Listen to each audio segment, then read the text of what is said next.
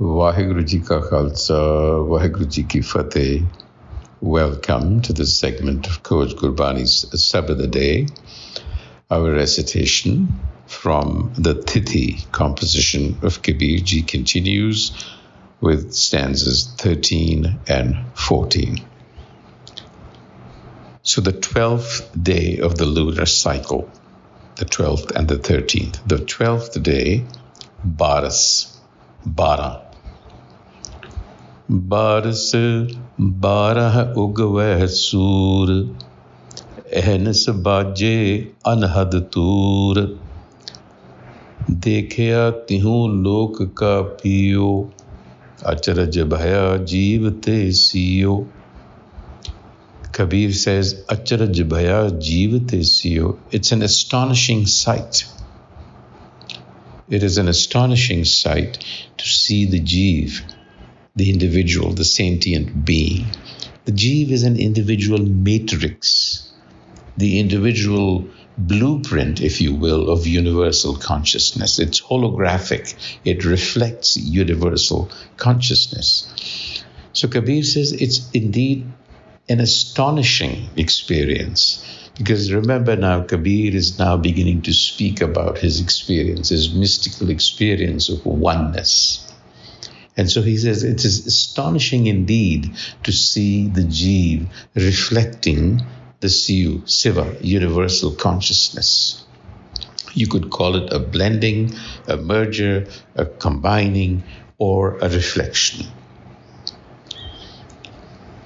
So, Barah Ugavai Sur, in this experience, it is as if 12 suns have arisen. So dazzling is the radiance of knowledge, such clarity.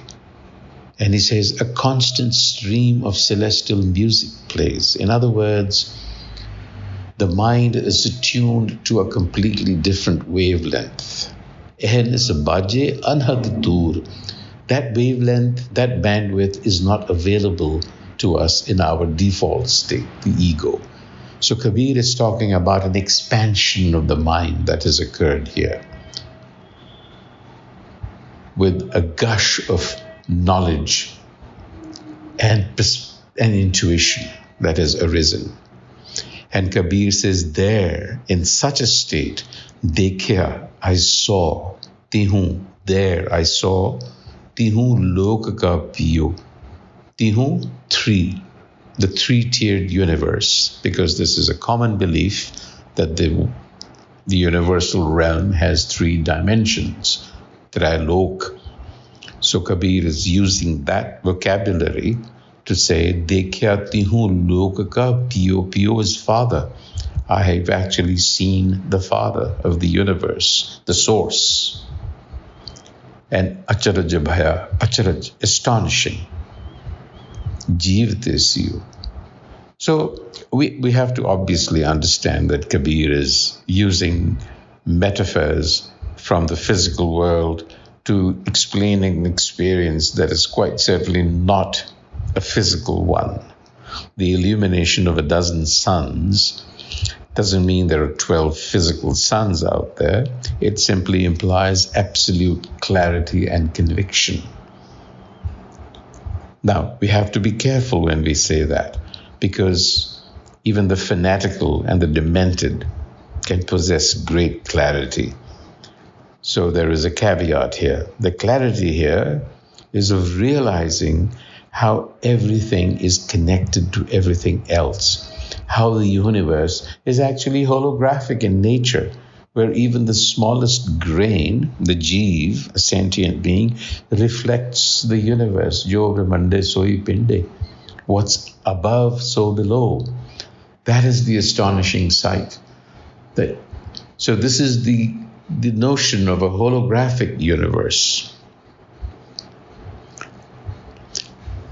The 14th salok. This is the 13th lunar day. 13, 13.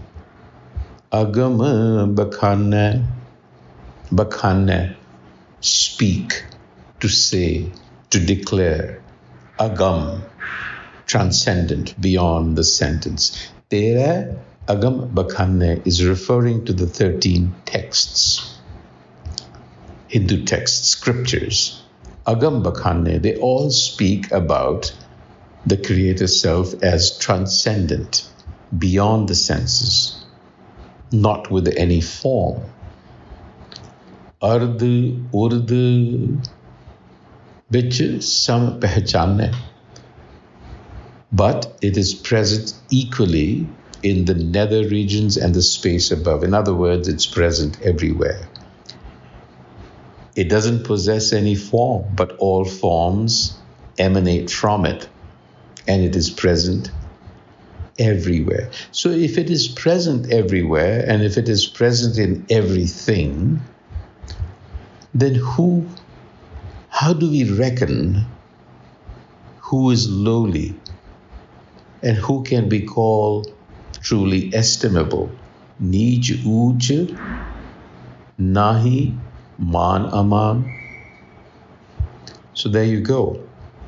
How can we call someone low and someone high when the all-pervading Ram is present equally in everyone? Vyapak Ram sagal saman. So that's the very simple lesson for us. On that note, Waheguru Ji Ka Khalsa, Waheguru Ji Ki Fateh.